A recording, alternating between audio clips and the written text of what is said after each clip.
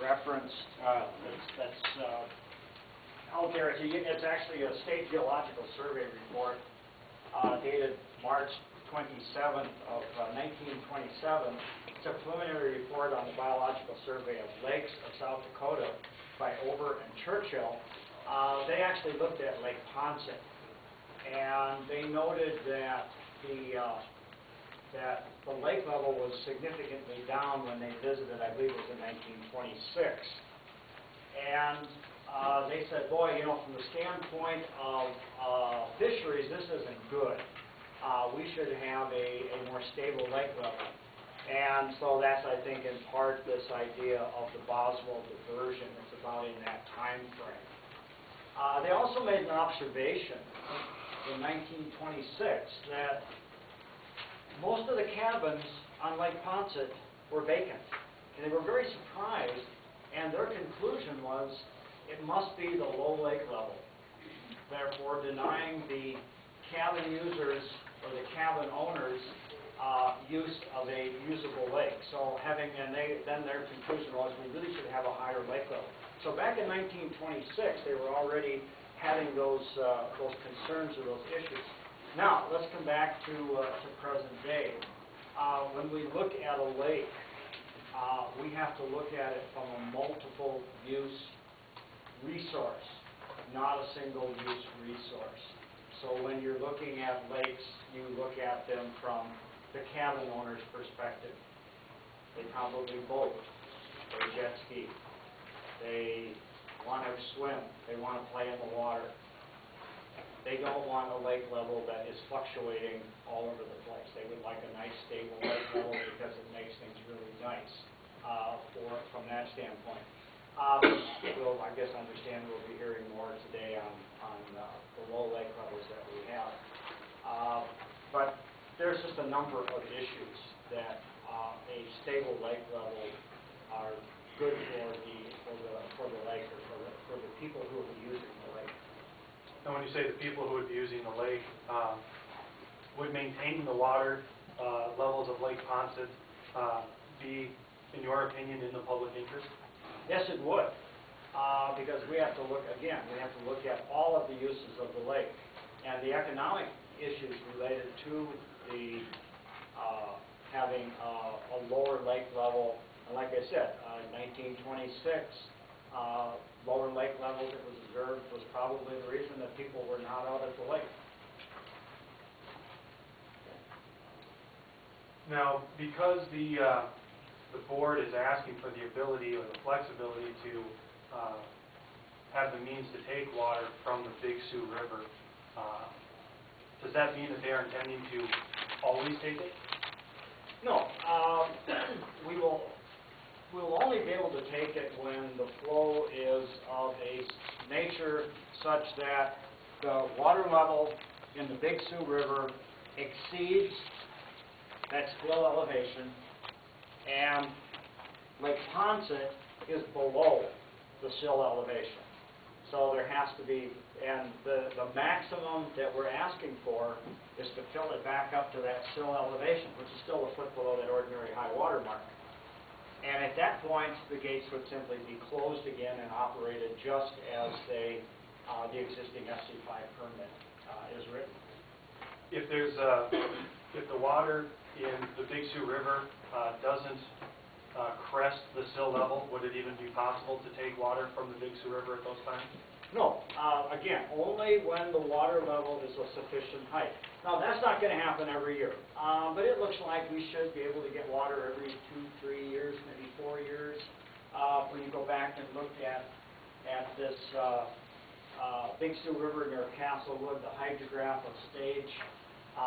So we're only looking at those periods of time when it meets those requirements. Otherwise, no, we wouldn't. All we're asking for is a mechanism to be able to try to prevent these extreme low water levels. When we have the opportunity, we'd like to be able to use it.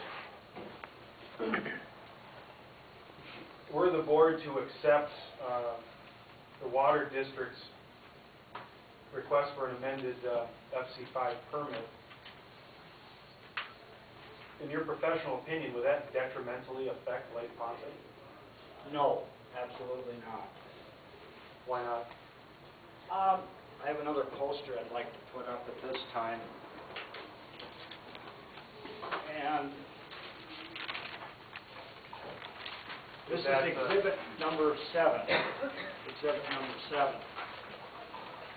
We go back to a report that was, I've already mentioned this is the Phase 1 Diagnostic Feasibility Study. This was done on the Clean Lakes program in 1996. And then that was followed up by an extensive work by Mr. Smith, who published this report in 2007 called Lake Ponce Watershed Project Segment 1 Final Report. That is a Section 319 Non-Point Source Pollution Control Program. And they spent a considerable amount of money in the process of looking at shoreline stabilization. When you go back to the 1996 report, they identified about 10,000 linear feet of Lake Ponce shoreline that was of concern as it relates to erosion.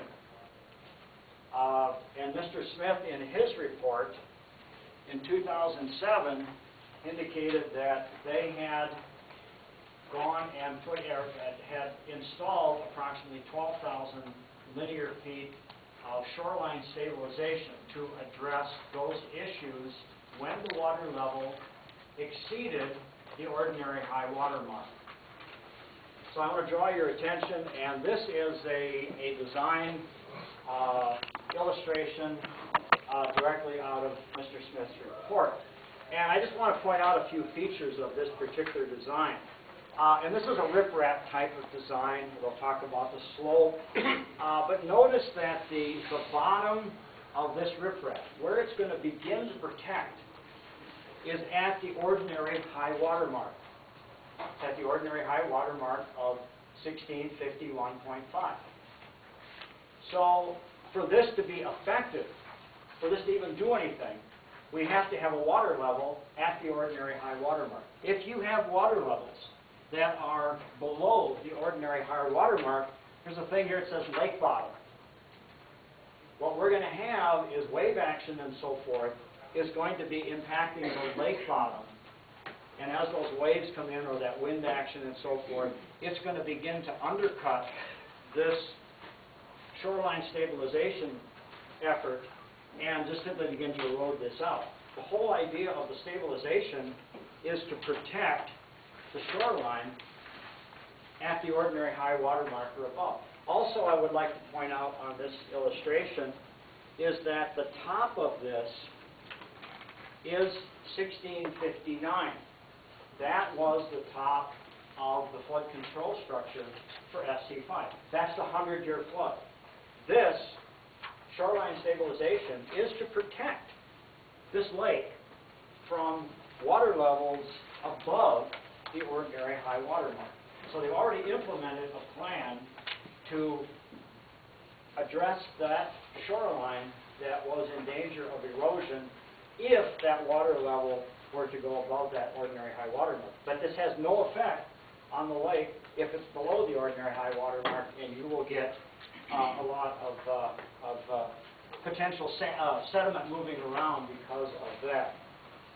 So the request that's being made by the district takes into account, or does it take into account, systems that have been put into place to protect against flood damage? Yes.